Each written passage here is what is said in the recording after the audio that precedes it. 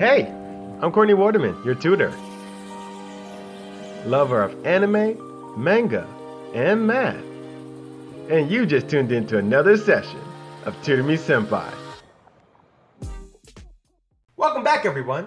Today we're jumping into a 7th grade topic, multiplying and dividing negative numbers. Now, if you're new to my channel, I'll be putting time codes in for this video in the description box below, so make sure you check those out and skip ahead to whatever part of the video you think is most interesting.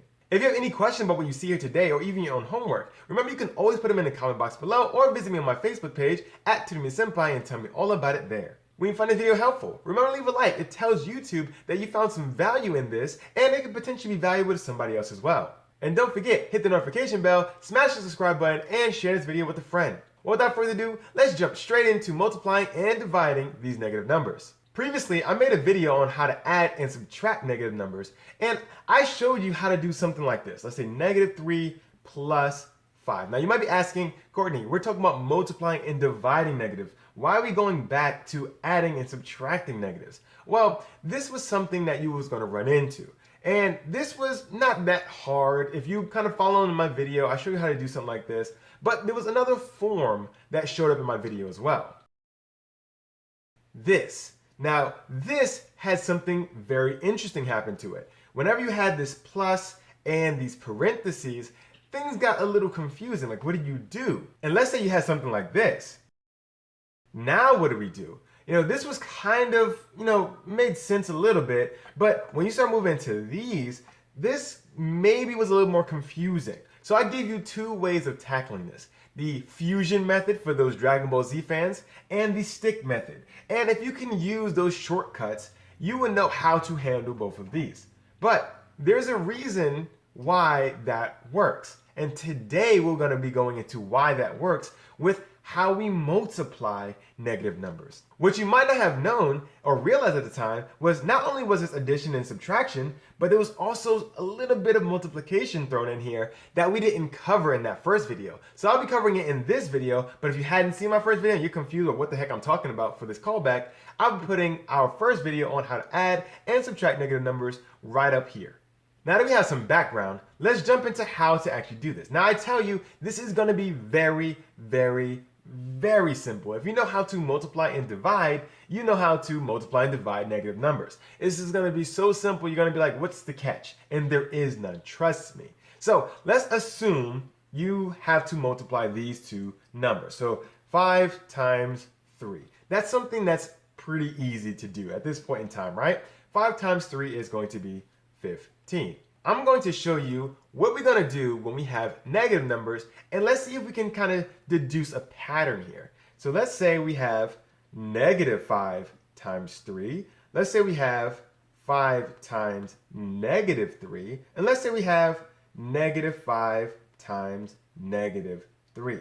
So we have all of these things here. Now we start with this, 5 times 3. We know what that is. But when we start throwing negatives in the mix, we might get a little overwhelmed. Let me tell you, this is not going to be anything different from what you already know how to do. Now this is going to be a negative 15. And I'll tell you why, but just stick with me. This is going to be a negative 15. This is going to be a negative 15. And this is going to be a positive 15. So mathematics is all about finding patterns and exploiting those patterns. Is there anything here that looks like a pattern to you? So we start with here, and we see we got 5 times 3, what we already know how to do, was 15. Now we throw a negative, and we have a negative 15. We have some more negatives, negative 15, and we have some more negatives, and this is back to positive. What's different about this? Well, here, if you notice, there are no negatives. Everything was all positive. That's where we're starting. That's our benchmark. So all positive gives us a 15. Here, the 5 was negative. Now, is it because 5 is greater than 3 that it's negative? No, because here, the 3 was negative. So the value, the 5 versus 3 value, it doesn't matter which one of them is negative, it looks like, right? Because here, they're both negative, but yet we get a positive. So the pattern that I'm trying to show you here that you might have picked up on is When you have no negatives, you have a positive number.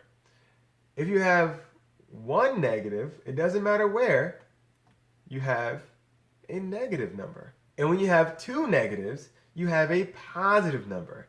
So when you have zero negatives, so zero negatives, that results in a positive number. If you have one negative, that results in a negative number.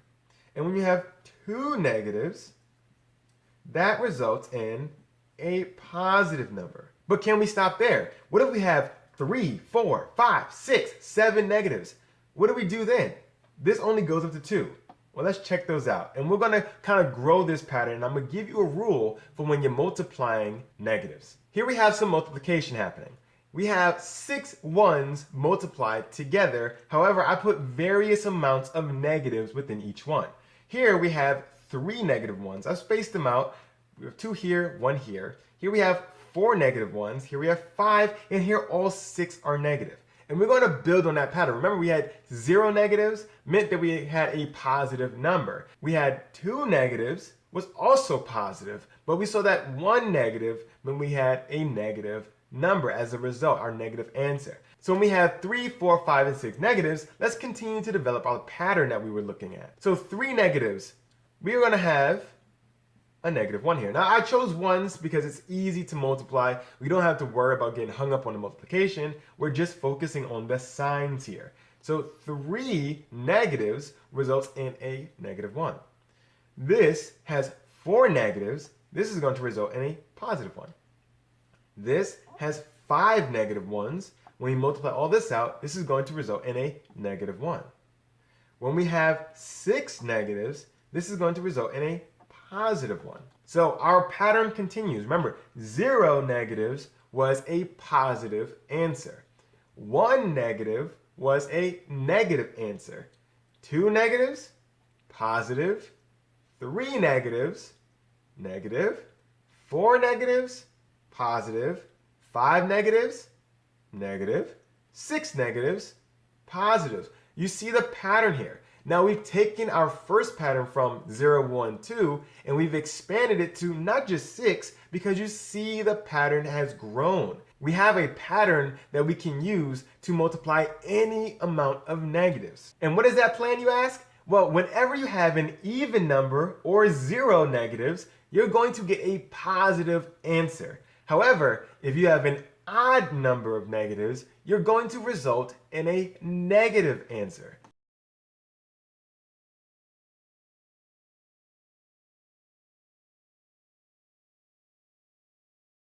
So an even number of negatives or 0 negatives within whatever you're trying to multiply gives a positive answer.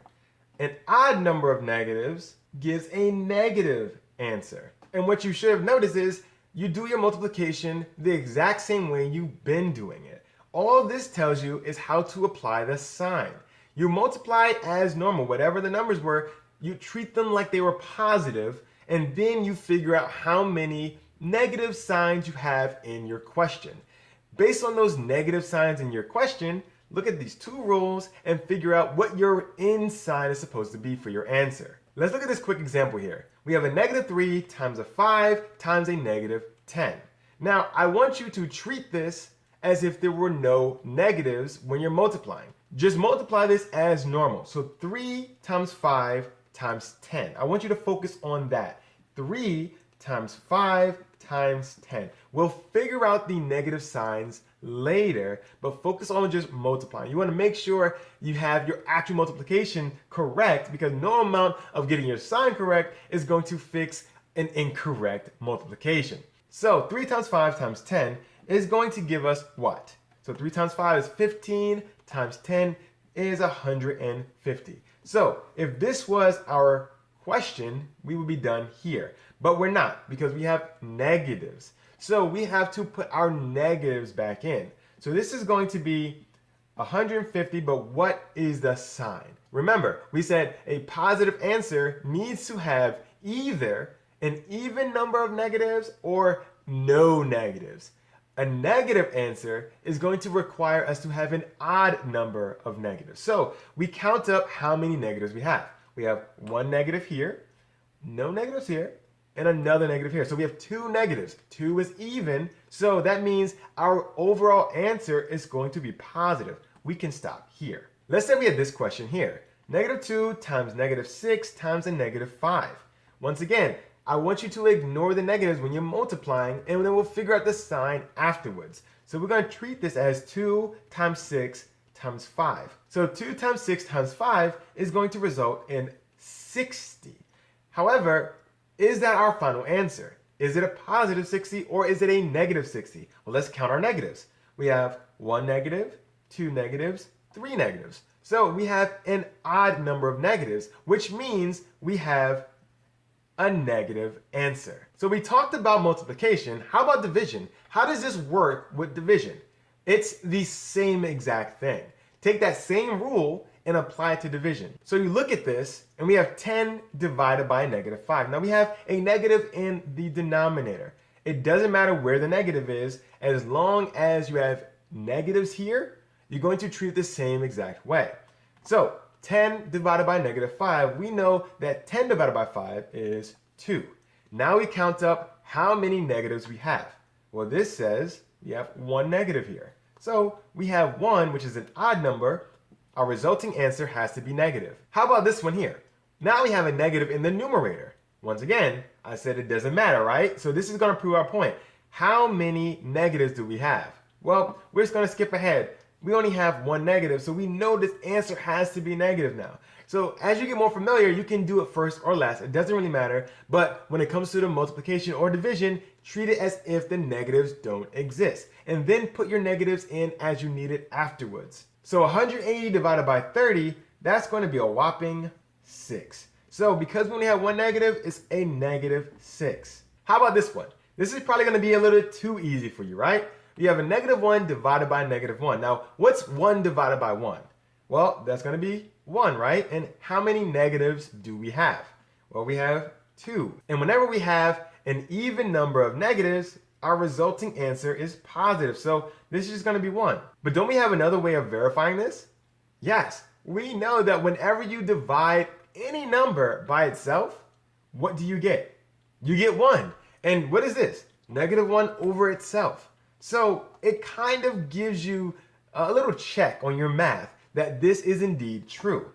Anything divided by itself has to be 1. So -1 divided by -1, we found to be 1. If you found to be something else, something went wrong. This has to be 1, which solidifies what we already found. We've talked about multiplying and dividing negative numbers. Now I want to talk about the power of 1. I call it the power of 1 because that's really what's controlling the whole situation. I gave you a rule that whenever you have an even or no negatives, it's going to be positive, and whenever you have an odd amount of negatives, it's going to be negative. But when you boil it down, the reason behind all that is basically the power of 1, or technically the power of -1. Any negative number, let's say -5, can be written in this fashion: 5 times -1. That is because -1 is a factor of any negative number. So the power of -1 is that it controls the sign of your number. So if you have a negative in this fashion, well, we're going to take out a negative here. And if you were to multiply this by -1, now that we know how to multiply, what is this going to result in? Well, this is going to result in a positive. We have 2, right? This is going to result in a positive. However, we already wrote this -5 like this. So technically, this is going to be -1 times a -5 is going to be -1 times 5 times -1. We have 2 -1s. So you see why we're switching back and forth. And that's exactly what the power of 1 does. These negatives act as a switch. Whenever you multiply a -1 times a number, you're going to switch it on the number line. If it was positive, it becomes negative. If it was negative, it becomes positive. All you're doing is switching it on the number line. That is the power of 1. And every time you pair them, your -1 times -1 becomes a 1. So every pair becomes a 1. And remember, whenever you multiply by 1, nothing happens. That's why whenever you have an even number, or if you have none, it's kind of, if you can't introduce a negative if there are no negatives, but if you have an even amount of negatives, they pair off and become 1s. Therefore, they don't change anything. But whenever you have an odd number of negatives, all the pairs become 1, and that odd man out switches it. So anytime you're dealing with multiple negatives, just remember the power of 1, or technically the power of -1. -1 is your switch, and you're going to either take your answer from positive to negative or from negative to positive. So I hope you're following today's examples, and I hope you realize that whenever you're multiplying or dividing by negative numbers, all you're really doing is switching things back and forth. You multiply and divide as normal, count up how many negatives you have, and switch things accordingly. The power of 1 means you have that ability to switch from a positive to a negative, or a negative to a positive on your number line. And if you can't remember that power of 1, just remember the simple rule. An even number of negatives, or if you have no negatives, always results in a positive answer. An odd number of negatives always results in a negative answer. That will get you 100% of the way. If you have any questions about what you saw today, remember you can put them in the comment box below. And if you have any questions about your own homework, feel free to visit me on my Facebook page at Tutor Me Sempai and tell me all about it there. If you haven't done so already, remember to leave a like. It really helps YouTube know that this channel is giving you some benefits, and it can potentially help many other people as well. And before you go, make sure you hit that notification bell, smash the subscribe button, and share this video with a friend. Well, that's all the time I have for today. I'm really hoping this helped with your homework, and I'm looking forward to seeing you again next week. I'm Courtney, and this is another session of Tutor Me Sempai.